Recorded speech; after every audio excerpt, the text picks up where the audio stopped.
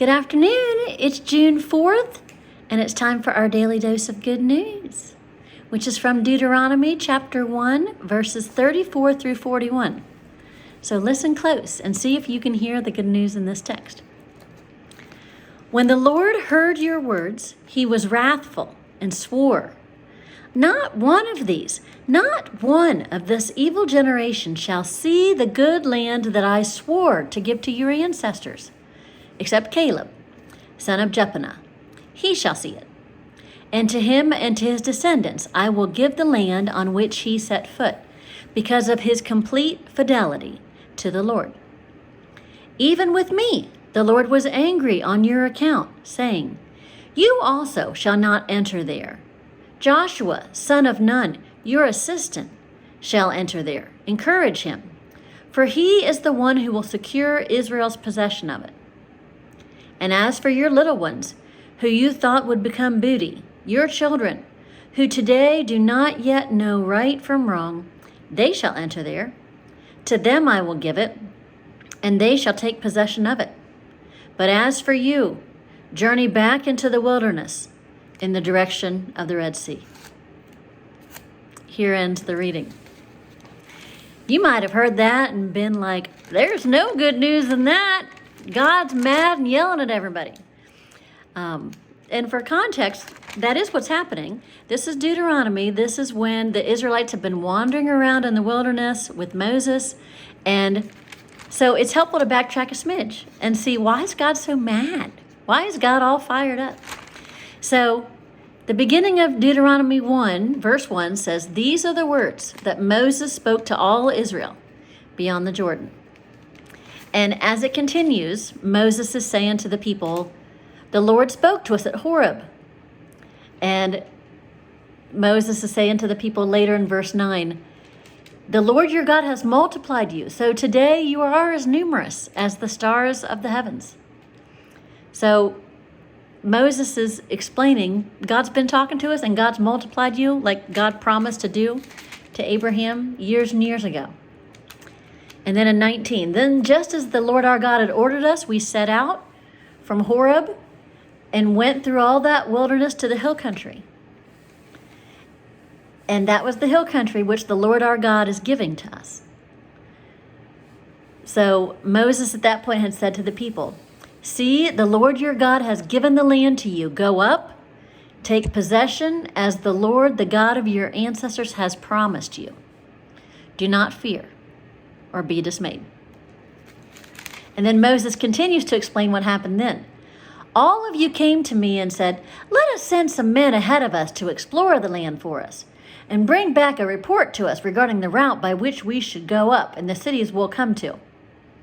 And Moses says, 'The plan seemed good to me, and I selected 12 of you, one from each tribe.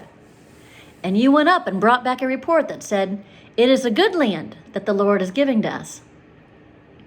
So Moses recounts all that past history. And then Moses says in verse 26, which gives us an explanation for why God's so mad, "But you were unwilling to go up. You rebelled against the command of the Lord, your God. You grumbled in your tent. I said to you, have no dread or fear of them. The Lord your God who goes before you is the one who will fight for you, just as he did in Egypt before your very eyes, and in the wilderness, where you saw how the Lord your God carried you, just as one carries a child, until you reach this place. But in spite of this, you have no trust in the Lord your God, who goes before you on the way to seek out a place for you to camp, in fire by night and in the cloud by day, to show you the route you should take."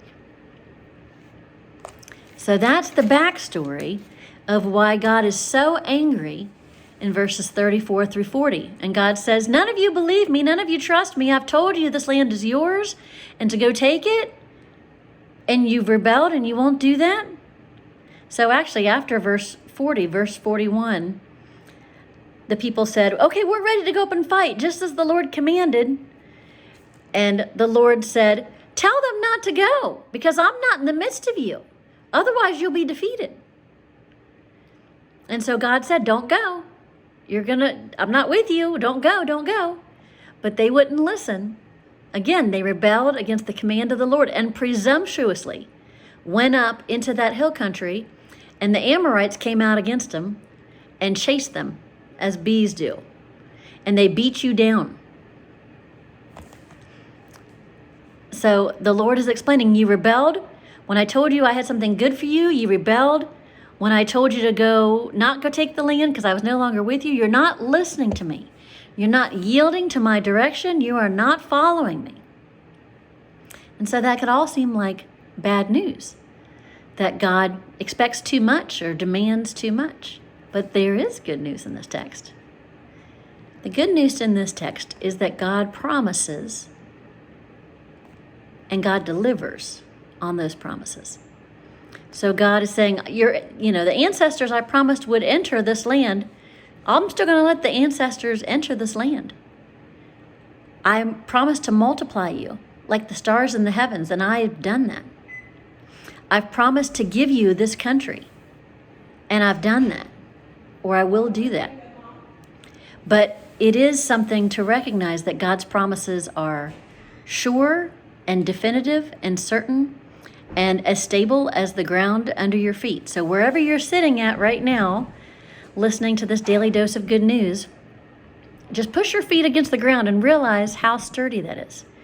Whether it might be a tile floor or a hardwood floor or carpet, what your God promises you is as dependable and as sure as the ground underneath your feet. And that's good news. And God rewards those who are faithful, like God rewards Caleb, because Caleb is the one that was steadfast and had complete fidelity to the Lord. So there's good news in that will be rewarded.